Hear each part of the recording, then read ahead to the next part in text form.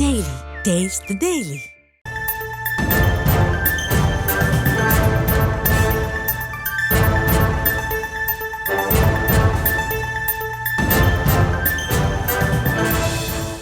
பாட்டாளி மக்கள் கட்சி தொடங்கப்பட்ட 1989 தொடர்ந்து மருத்துவர் ராமதாஸ் ஐயா தமிழ்நாட்டில் சாதிவாரி கணக்கெடுப்பு நடத்தப்பட்டு அந்தந்த சமூகங்களின் எண்ணிக்கைக்கு ஏற்றவாறு கல்வி வேலைவாய்ப்பு வழங்கப்பட வேண்டும் என்பதுதான் பிரதான கோரிக்கையாக இருந்து வருகிறது.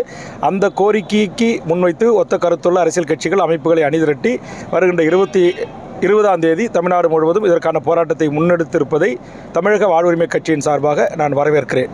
2026 தேர்தலில் கூட்டணி எப்படி சார் அது 2026 தேர்தல் வரும்போது உங்களுக்கு தெரிவிக்கிறேன். நன்றி. பாட்டாளி மக்கள் கட்சி தொடங்கப்பட்ட 1989 தொடர்ந்து மருத்துவர் ராமதாஸ் ஐயா தமிழ்நாட்டில் சாதிவாரி கணக்கெடுப்பு நடத்தப்பட்டு அந்தந்த சமூகங்களின் எண்ணிக்கைக்கு ஏற்றவாறு கல்வி வேலைவாய்ப்பு வழங்கப்பட வேண்டும் என்பதுதான் பிரதான கோரிக்கையாக இருந்து வருகிறது.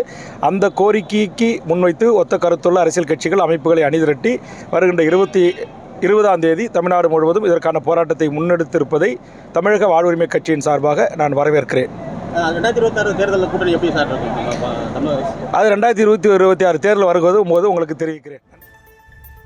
தமிழக அரசு சாதிவாரி கணக்கெடுப்பு நடத்த வேண்டும் என்பதை வலியுறுத்தி பாமக தரப்பில் 20ஆம் தேதி போராட்டம் அறிவிக்கப்பட்டிருக்கிறது. இந்த நிலையில் திமுகவுடன் கூட்டணி வைக்கக்கூடிய தமிழக வாழ்வுரிமை கட்சியும் ஆதரவு தெரிவித்திருக்கிறது. அது தொடர்பாக அக்கட்சியின் தலைவர் வேல்முருகன் அளித்த பேட்டியை தற்பொழுது பார்த்தோம். தொடர்ந்து பல்வேறு செய்திகளை பார்க்கலாம்.